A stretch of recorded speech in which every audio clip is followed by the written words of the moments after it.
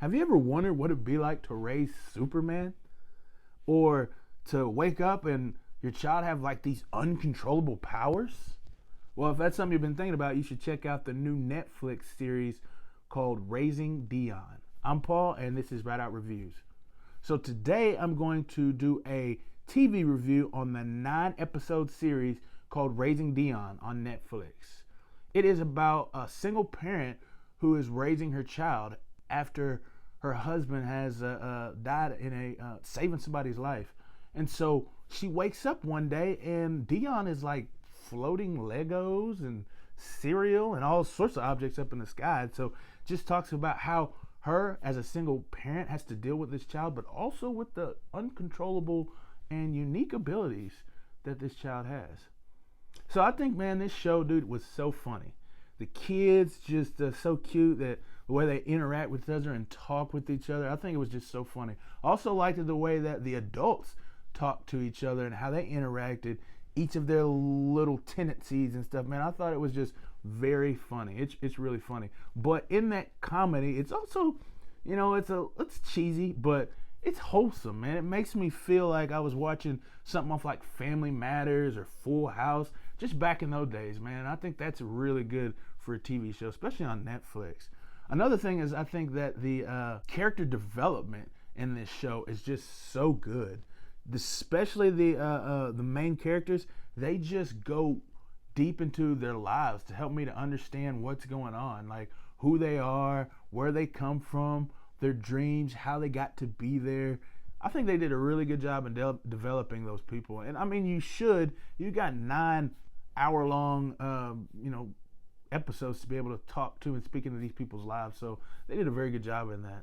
I also think that the story of this TV series is good. That's one of the main aspects that I watched this for, is because it just made me want to continue watching. It kept drawing me in because I want to know what happened, where he got his powers, what's going to happen, what's this bad dude or bad guy that's trying to chase everybody. It even has a little twist. So I think it was really well made in that aspect. Now, what I didn't like about it was the character development of the secondary people in the show.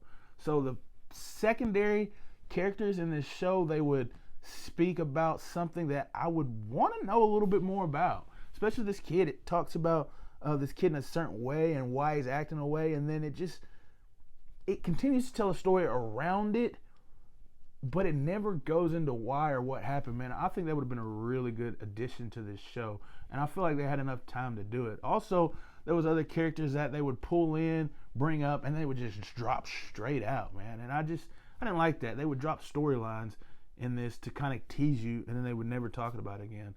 Those are some of the things that I really didn't enjoy about this show. But I think it was a pretty decent TV show. So I'm going to give it a 2.5 out of 5 R's. I feel like if you're into that, like the superhero, and you want to bring your kids into it, and you want to have a show your whole family can watch that's about superpowers and stuff, I think this one's a really good one because it's not super violent. It's not graphic or anything like that. It's really wholesome show, like I said. Now, is it redeemable? I think this show is very good.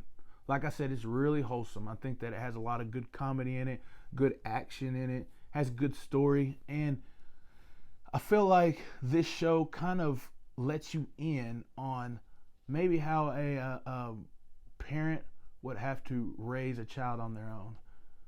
So it gives you kind of a look at what it'd be like to be a single parent. It also gives you a look at, I think, to see what it would like to be a parent who has to raise a developed, challenged person or disabled person. Because the child that she has to, Dion, the child that she's helping to raise, has some extra abilities. It's a lot to handle for her because he's not the normal child. And I think that would help us to have some insight as well to what it would be like to have to raise a child like that. The only thing that I didn't really like about it was that in this whole show, everybody's single. Nobody has no relationship with anybody. But the only relationship a person has, it shows, is a homosexual relationship.